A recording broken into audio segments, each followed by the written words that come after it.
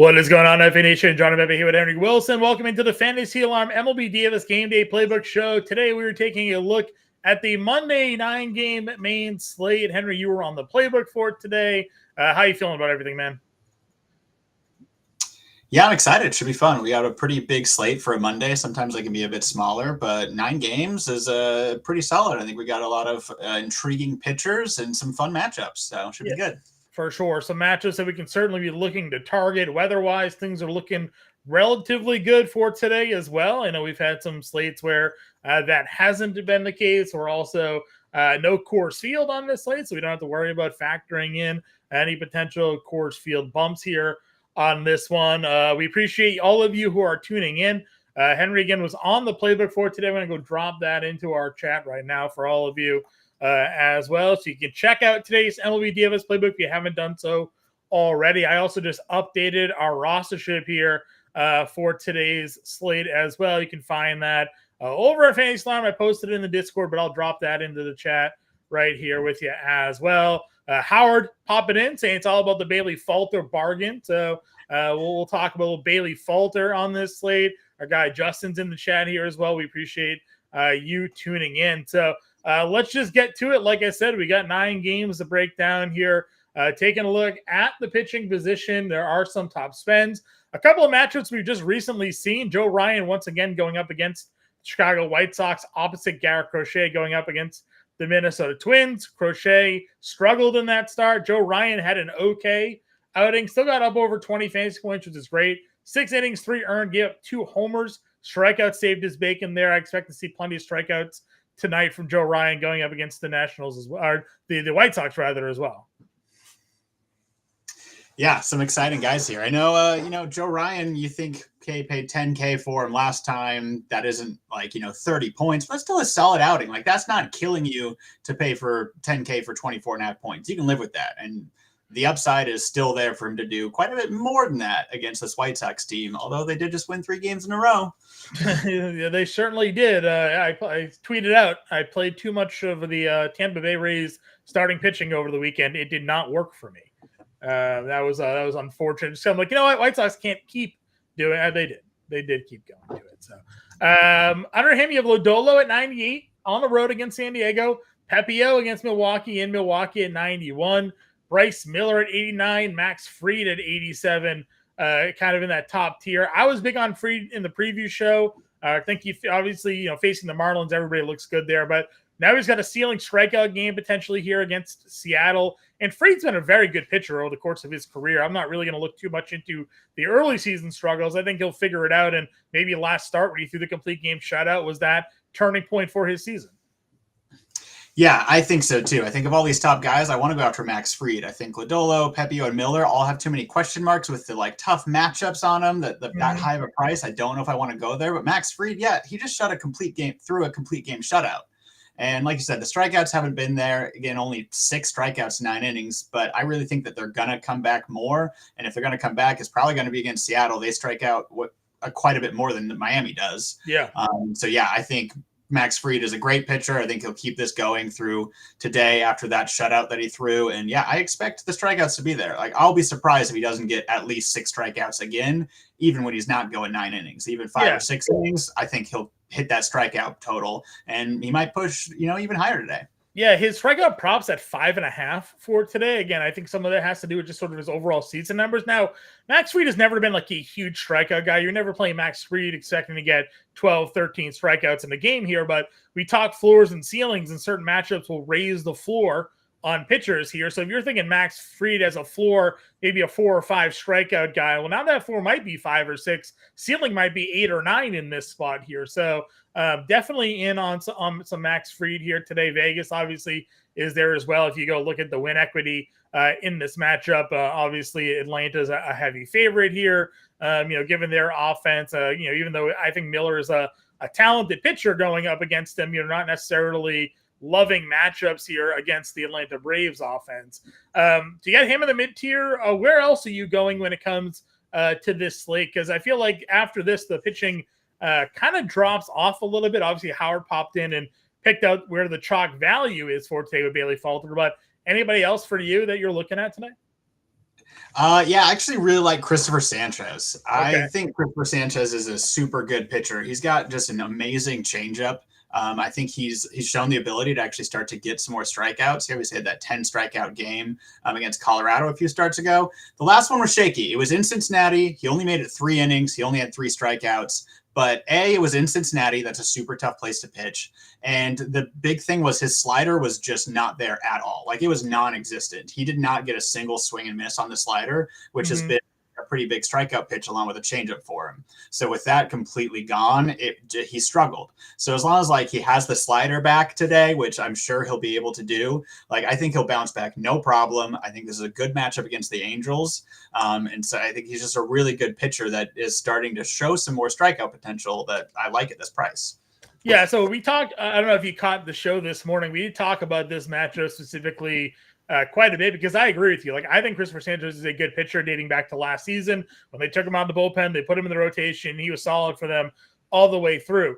The Angels, my slight hesitation is they have guys in this lineup that hammer left-handed pitching. I went over Luis Rengifo's numbers on the show. The last 2 seasons, he had ISOs over 300. He had this year, he's hammering left-handed pitching. Brandon Drury in his career has hit left-handed pitching really well. Zach Nato's hitting 400 this year against left-handed pitching. Small sample size. Mike Trout, they call him Joe Adele. He's hammering everything right now. So this is a lineup that has guys that hit left-handed pitching, which is my only like call out to Sanchez because he is a great price. He's pitching really well. I just wonder, like, if those guys continue to kind of come back around. Rengifo homered yesterday. Drury's been slow, obviously, but I have like some back and forth a little bit. Like, I like Sanchez. I also built some lineups that have Angels in them because they're also cheap to kind of help you spend up. So there is a little bit to that. We talked Paxton on the show. He's got a walks per 9 over 7 on the year, which is, I didn't think a number any pitcher could have, but he does. So I'm not really looking to go Arizona here today. I'm not looking to pitch him against Arizona here today. Rather, so I'm kind of with you. I think Sanchez in the mid tier is certainly interesting. If the Angels as a team kind of hit to where their numbers are, bottom like 18 basically against left-handed pitching on the year, but those guys might be coming around and could do a little damage there. This could be my only slight hesitation. After that, it's Bailey Falter. Like I said, a lot of people are going down here today, picking on the A's. He's an under 7K pitcher who's pitching really well, coming off 8 strikeouts against Milwaukee. A lot to like, but it's still like Bailey Falter. So, kind of keep that a little bit to your mind there. Yeah, totally. Like, keep your expectations low. I know he just had 8 strikeouts against Milwaukee, and like, he's facing Oakland, so certainly he'll get like 8+ strikeouts against Oakland. Right. But like, I think odds are he probably doesn't. But it's still like Oakland's not good. I think Falter's a decent pitcher, so sure, he can probably go and get you 5 innings, and maybe he will get that like 5+ strikeouts. But before that 8 strikeouts against Milwaukee, his high was 4, and he threw 2, 1, 3, 4 strikeouts, right. Like getting no strikeouts. Yeah. So like, I wouldn't expect the strikeouts to continue even against Oakland. But again, for that cheap, the offense isn't going to kill him. It's a great place to go if you want to save money. Yeah, I agree with you. Our guy BZ's asking how insane would it be to punt with Tommy Henry, and then Bender quickly replies he's got Henry under 50.5 outs, and Mark in here saying he's playing 3 Dodgers today. So not really in on the Tommy Henry against the Dodgers here. I understand last start against the Cardinals was pretty good. A couple of okay outings here against Atlanta and Colorado on the road there, but not, you don't want to go against the Dodgers lineup. More, not no. Often, I think there could be a whole lot of runs in that game. I think Tommy Henry's going to get beat up by the Dodgers. I think Paxton's going to get beat up by the Diamondbacks. I feel like there could be a whole ton of runs in that game today. And yeah, I do not want to touch either side of the pitchers there today. I don't think you have any upside chances. Yeah, Justin asking on Garrett Crochet. Listen, the thing with Crochet is obviously the strikeouts are nice, but I mean, what's the trend you've seen? He had his first 2 starts. He shut down the league. They must have gotten a book on him. Maybe he's tipping his pitches. Who the heck knows? But now everybody is just hammering him, including Minnesota, who he just played. So, I have some slight hesitations in going the Crochet. Well, he's 8,600. Maybe if he ever dips back into the 7Ks and there's some strikeout, value to the price, great. But not when you're spending up here. sure, he could go for 10 Ks, but the White Sox don't often bring much win equity to the table either. So like you're really, I think, limiting yourself there with Crochet today. Yeah, I agree. I'm a proponent of I've told some people to start him in like season long and stuff because I think he can get up some strikeouts and I think the upside is still there. But I don't think especially at this price in DFS, the upside he's going to give up hits too. So even if he goes out and gets 8 strikeouts, that could still be less than 10 points because it could come up with 6 earned runs and 10 hits also. Yeah, he only had five points the other day when he had 6 strikeouts and gave up 5 earned. So it's just very tough.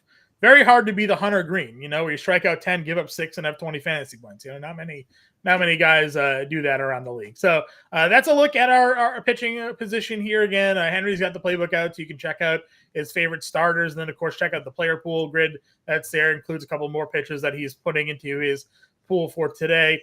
Moving over to the catcher position. Again, we talked on the morning show. We generally ignore the catcher position till the live stream, so we have an idea of who's in or out. We do have some confirmed lineups, so we do have some value. I said I was just playing whoever the punt Mets catcher was.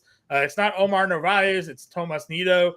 Our guy Mark played him in this game against the Cardinals where he had the homer, 19 fantasy points. You don't expect much out of Nido. He's not an offensive catcher, but I'm not looking to spend too much money at the catcher position today.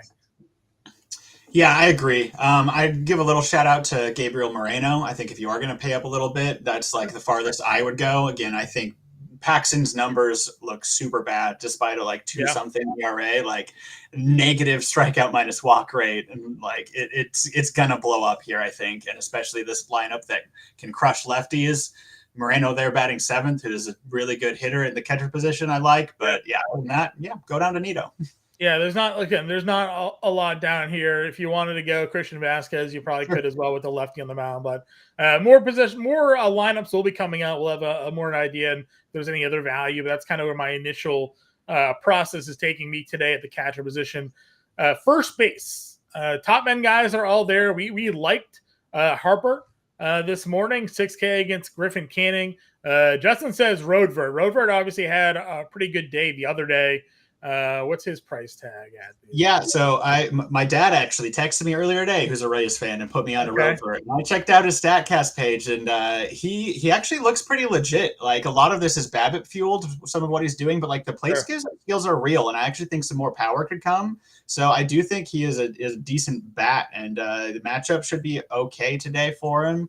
And so if he is in there, I could definitely pay for Roadvert. He's a little higher price than I would hope, but I think his bat skills are legit. Sure, I'm happy to go there, ride the hot streak there, Justin. Again, $3,200. The overall message is I'm looking to spend down a catcher. So if I have the money to go up to him or Moreno because there's some money left over for sure. Otherwise, I'm just kind of looking to spend as low as I can. Back to first here again. I liked Harper. You have both lefties and Ohtani and Freeman going up against Henry, but that's not really worrisome for me there. Where are you looking at first base today?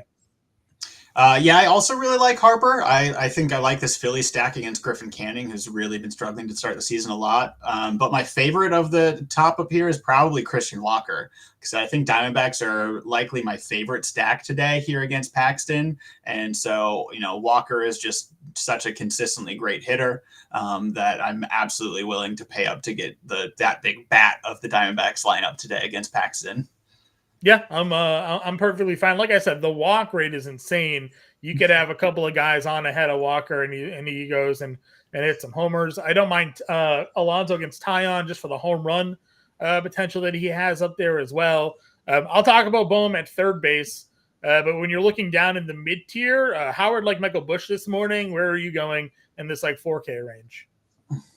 I don't mind Michael Busch against Severino. I also don't mind Justin Turner there, batting third against Bolin. I think the Blue Jays have been weirdly disappointing, so I'm kind of scared to stack the Blue Jays sometimes, but for that cheap against Bolin, I think he's pretty nice.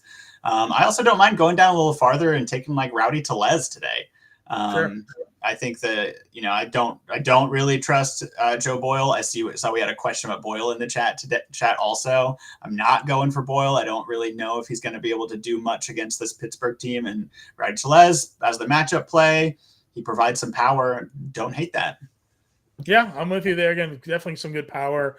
I mentioned Brendan Drury earlier. I do think there's some potential there. Bowers is hitting the middle of the lineup for the Brewers. Again, you're talking some, maybe some pop there. Get a lefty against Pepio. If you're not in on Ryan Pepio, there's some value potential for him there. But nothing else really for me. Turner against Bolin here maybe at $4,400 could be something. But largely first base we consider it a spot to spend up on. Second base has a lot of big names as well. Betts and Marte, both in great spots against lefties here. Where else are you looking at second today? Yeah, I think I wrote up Marte, and he's the cover of my playbook today because this is like a dream matchup for him. Like Paxton cannot get out right-handed hitters, and now you have Marte who crushes lefties also. And like I just don't know how Marte doesn't do a lot of damage against him. But if I need to go down, I think I'm going back after this Phillies lineup against Canning. I'm going after Bryson Stott. I think that he's pretty good hitter, and he's been batting pretty high up in the lineup, I believe. And again, I think that the Phillies are a great stack against Griffin Canning today. So I like the Bryson Stott play.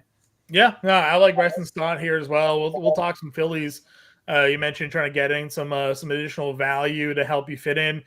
Bryce Harper, Stott, Brandon Marshall talk in the outfield, another guy that can kind of help you. I mentioned the Rengifo numbers just to have them for everybody who's tuning in and maybe missed the morning show. He's a guy that just hits left-handed pitching for a living. It's probably one of the reasons that he's in the league outside of his ability to play every position. Is just the numbers he has versus Southpaws. This year, again, small sample size, 14 plate appearances, hitting 429, though, with a 439 WOBA and a 571 slug. But if you want to go to the last two seasons, over 100 plate appearances, 172 in 2022, 124 in 2023, 389 and 395 weighted on base percentages, 255 and 216 isolated power numbers with slugging percentages of 570 and 540. So the numbers I read off for his numbers this year aren't really too much different over his last two seasons when he's gotten a full season's worth of sample. I think this is a very interesting matchup for Sanchez because it could go one or two ways. Either of these guys like Drury and Rengifo that hit lefties just hit them, or he shuts them down. So I'm just going to shout out Rengifo as a favorite play of mine. I know Howard had the 1.5 total bases, I think, for him there. I don't mind Terang a little bit more expensive than them. Jonathan India has been hitting the ball a little bit better lately. Jeff McNeil's hitting fifth today. I'm not really sure what to make of that against Tyon, but pretty cheap for a guy hitting the middle of the lineup. Yeah, I mean, again, he doesn't bring a lot of upside just because he doesn't really have much power or anything. But again, for that cheap, you don't need a homer. Like if he stacks up 2 hits and maybe an RBI or something, RBI double or something like that, he's playing it up. Totally, yeah, batting fifth in the lineup. Yeah. What else are you looking at second base today? Any value plays for you? I mean, you could do the same thing with Michael Massey, who's also batting fifth, Kansas City, going against Rodriguez. But again, keep your upside expectations really low. But if you really need to save a lot of money here, why not take the guy batting fifth that low? Agreed. Our guy Howard saying, be your best friend and hit that like button. It is. If you guys hit the like, the thumbs up button, it's a free way to support the work we do here at the Fantasy Slam channel. So we appreciate you all tuning in today. We go live every day at 4 p.m. Eastern. So if you haven't already hit that subscribe button, get notified whenever we go live here on the Fantasy Slam channel. Again, just a free way to support the work that we do here just by simply hitting that thumbs up button. Third base, usually a spot with some top end spends. Cam the Man's in here saying Alec Boehm has been ridiculous. He has been ridiculous. He is $4,800 here. Righties, lefties, it doesn't seem to matter these days. Alec Boehm's just hitting everybody. Yeah, he is absurd. Like I think it was quite a few days ago now. It was like last Thursday or Friday that I talked about how absurd he has been for a week, and he has not slowed down even a tiny bit. Like he is ridiculous. So 548 average with a 1,500 OPS over the last 10 games. Yeah, 1,500 OPS. That's crazy. And yeah, like I already said, I'm on the Phillies lineup. So if you're at all putting some Phillies in your team, like Boehm has to be one of them. Like absolutely, 100% has to be a core play if you're building a stack, and maybe even just your core play at third today. In the mid tier, you have Eugenio Suarez again in that Paxton matchup. Paxton's been getting super lucky with the amount of walks that he's giving up to not be giving up. runs the way he should be. So that could certainly become crashing down today in Arizona, team that has a lot of guys that handle southpaws pretty well. Anybody else for you at third base today? I also don't mind going even farther spend down if you want to Miguel Rojas. Again, he hasn't been like super exciting, but a part of the Dodgers lineup. I'm sure he's going to get the start today against Henry. Yeah. And said I really like stacking some of these Dodgers against Tommy Henry, and the fact that you can get some of these guys like Miguel Rojas in there. He's probably going to be batting like 7th or 9th, but with the Dodgers lineup against Tommy Henry, like he might come up 3 times the first like 4 innings still. Yeah, guy's been in the league forever, but hitting left, he's very good against left-handed pitching. Pretty much overall, one of the reasons that he's on that team is just his ability to hit southpaws there. So, I'm definitely in on Miguel Rojas. If you want to go down there, I was trying to say there was one other name we had this morning. I think it was third base. These names make any sense? Maybe it's a different position. I'm not seeing none of these names are coming to mind. Let's go to short. Shortstop has Mookie Betts, Trey Turner, your top guys, Bobby Witt up here. Ellie gets the knuckleballer at $5,900, and Lindor rounds out our 5K tier. Yeah, I mean, there's a lot of good options here. I probably don't want to go Ellie De La Cruz against the knuckleballer just because I hate stacking guys against knuckleballers because maybe they'll crush them, but maybe they won't. Like there's just too much risk there. And when you have the 3 guys of Bobby Witt, Trey, Mookie Betts, like they're all such good options. If I have to go one, I'm going Mookie Betts. Like the dude's amazing. And again, great matchup for him. He's just unreal. Like he leads the league in just basically every hitting category still. Like he's awesome. Yeah, people have complaining because he's got almost a month without homering, but that you're nitpicking here. A guy's hitting 380 with 1,000 OPS. So, he hit like 5 home runs in the first like 6 games to start of the year, and obviously he wasn't going to keep that pace up. Where are you at O'Neal Cruz? We know what the power can do with this guy. He's got Joe Boyle. Obviously he strikes out a lot. Strikeout percent is down to 36%. It was over 40 for a while here. Any interest in maybe like a one-off O'Neal Cruz play today? I kind of like the Pirates as a contrarian stack. I think if I'm going with that and I'm going to want to stack some Pirates, then I'm going to throw O'Neal Cruz in there. As a one-off play, I don't like it as much. I know he's like not that expensive. I know he does still bring some upside, but he just hasn't been showing it at the plate. And so I don't know if it's really where I want to go if it's not a part of like an actual Pirate stack against Joe Boyle. Yeah, I mentioned on the show this morning doing like an O'Neal Cruz, Jack Sawinski. Basically your strikeout or home run stack there. They're going to do one of the 2 things. So, but O'Neal Cruz, obviously began the year over 5K down to 4,400, because those strikeout rates pretty crazy. You have Ha-Seong Kim against a lefty, but Nick Lodolo, I'm pretty high on him. So not sure if I want to challenge Lodolo in this spot. You have Correa's returning to the lineup. He's hit lefties over the course of his career fairly well. And then I got Justin in here talking Blaze Alexander. He's leading off today at 3,800. Got to be a great spot here. Yeah, that's definitely my number 1 pay down option today. I already have liked Blaze Alexander pretty much anytime he's facing a lefty, but also when he gets to bat leadoff, like that makes it even better. With like getting to lead off in this against Paxton with guys like Ketel Marte and Christian Walker hitting behind him, like that's a lot of run potential there. Because like you said, Paxton's walking everybody too. So even if he, gets walked, he's probably going to score a run with those guys hitting behind him. So yeah, I think with under 4K, Blaze Alexander leading off is just home run. Yep, I'm with you there as well. Nato is the guy I was thinking about at third, but he's a shortstop. I said him earlier in the show. Again, he led off the other day. He's another one that's hitting lefties pretty well. He's hitting over 400. Small sample size, but hitting over 400 against lefties this year. I'm okay to run this one back. If you're in on the Angels today, you don't have to be, but he's a cheap guy. He's sort of like the Mason Wynn for me, and Mason Wynn's not on the slate today, so I'll just go to Zach Nato as a spend down at short if you're going down there. Any other values for you at shortstop today? No, I don't think so at shortstop. I think if I'm going down to Blaze, but not much farther than that here. Sure. Outfield, can the man saying P.Car Armstrong's too cheap? He is. He's like $2,500 down here.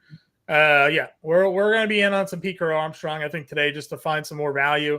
On this slate, if we're going to be playing Marte and Christian Walker, you're going to need to find value somewhere.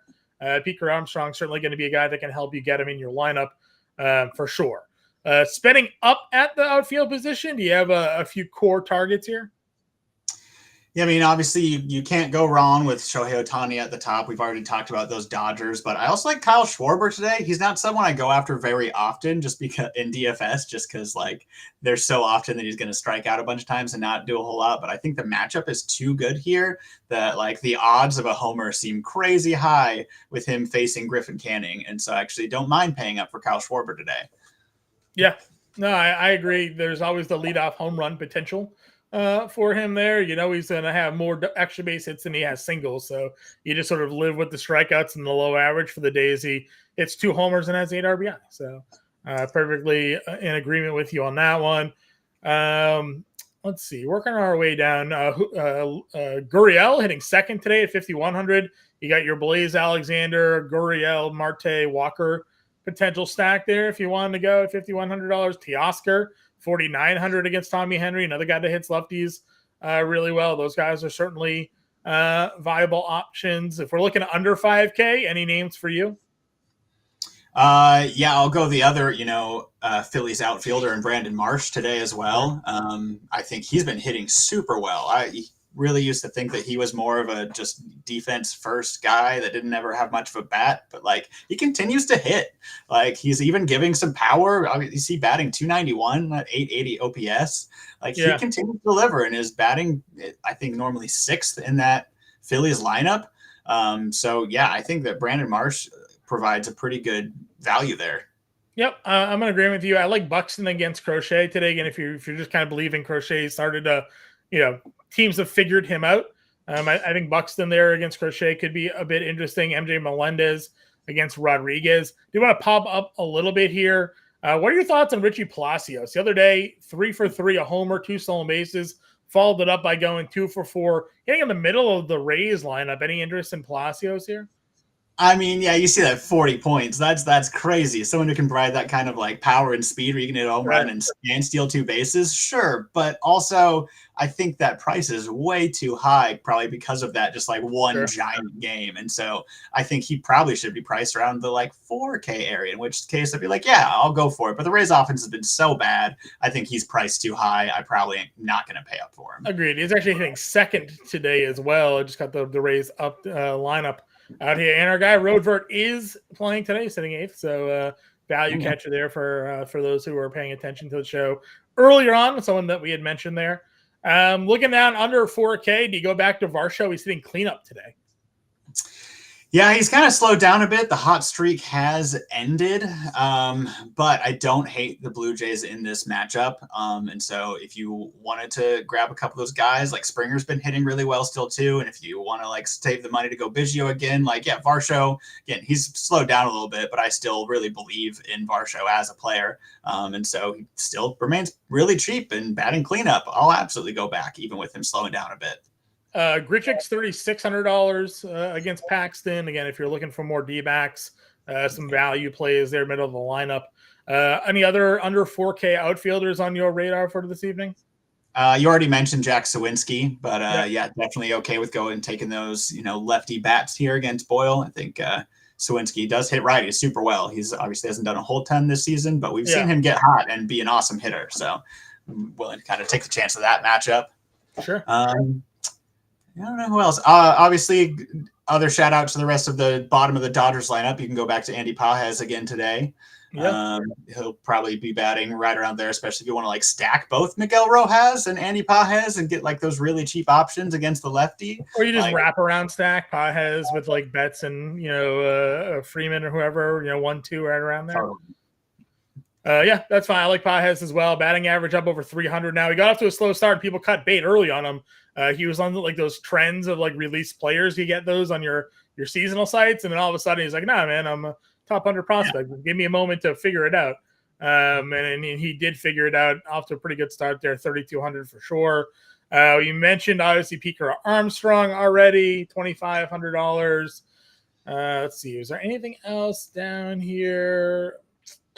Not that I'm seeing. So it's probably it for now until more official lineups come out. I'll give this a quick refresh. I'm sure we've had more official lineups come out since we've been live.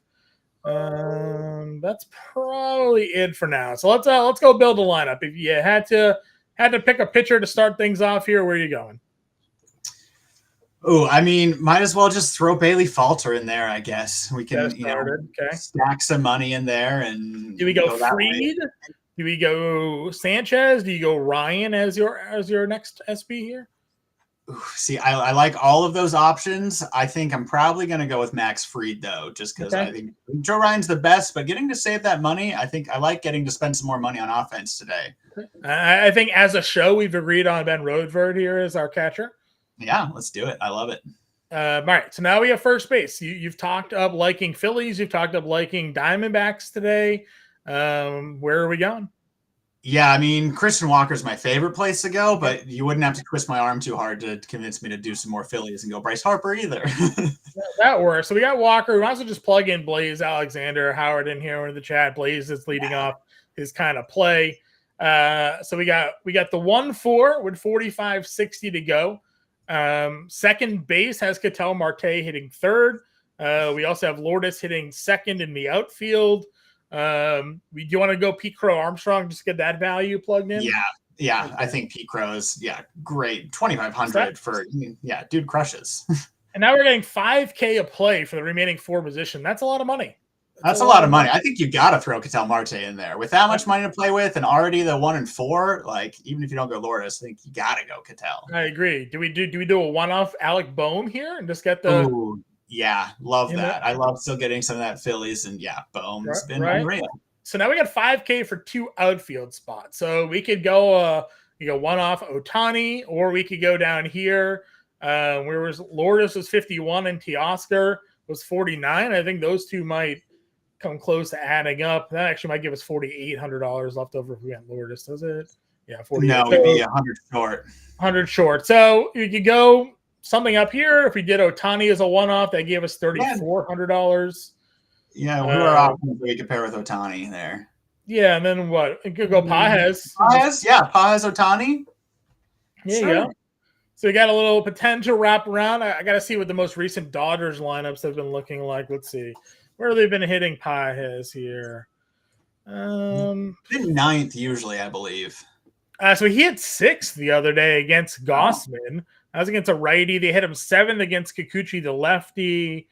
Bassett, he was not in the. He hit 8th against Bassett. So the last 3 games that they played, he has hit 8th, 6th, and 7th. So who knows? He'll be somewhere in there. He'll be in the lineup at least. Yeah. And maybe he'll connect with Ohtani. If not, you're still getting some exposure to the Dodgers here with that play. So just an example lineup for everybody. But again, we like Phillies. We like Diamondbacks. We like Dodgers here today. Getting cheap value with Pete Crow Armstrong. We're going with Ben Roedvert. Am I saying that right there? Roedvert. I'll have to get Howard's pronunciation guide there. Yeah, leaving Lourdes out of the D-back stack. Yeah, well, you know how. Yeah, but you get Ohtani. Ohtani. That's fine. So, all right. So that's the example lineup we got for everybody here today. Again, we appreciate you all tuning into our show. I believe Howard will be back on with you tomorrow, but if not, you'll see my pretty face. If you guys haven't already, hit the like button. Is a free way to support the show that we do here on the Fantasy Line YouTube channel. So we really appreciate it if you could just tap that button for us. And then if you haven't already subscribed, we go live here every day at 4 p.m. Eastern time to break down the DraftKings main slate. We also have numerous other live shows, fantasy football drafts every Wednesday, 1 p.m. Eastern. Howard Bender, Andrew Cooper, they're going to be doing underdog fantasy football best ball drafts for the upcoming NFL season. We have our fantasy football best ball cheat sheet out by Andrew Cooper to get you guys ready to dominate. Best Ball Millionaire became today was released. Best Ball Mania today went live. So they're already out there. If you guys play best ball, fantasy football, you don't want to miss the live draft show. And you can be part of those drafts by becoming a member of the Fantasy Alarm family. If you sign up, go to fantasyalarm.com/win, or you can scan this QR code that's going to be popping on the screen here momentarily. You become a member of the family. You can do these live drafts with Howard Bender, with Andrew Cooper every day, 1 p.m. Eastern on Wednesdays. They're moving forward over on Underdog Fantasy. So again, check all of that out. We appreciate you guys tuning in here today. Go check out Henry's playbook. That'll be updated as any news breaks. But for now, we'll catch you all tomorrow at this time. Good luck with your lineups, everybody. We'll talk to you later.